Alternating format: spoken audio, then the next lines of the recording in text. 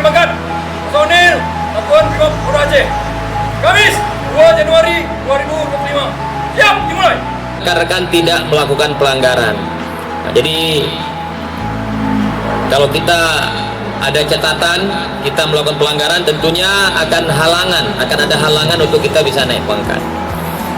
Oleh karena itu, rekan-rekan sekalian, saya mewakili Bapak Dansat mengucapkan selamat baik itu kepada perwira, bintara, dan tamtama yang naik pangkat.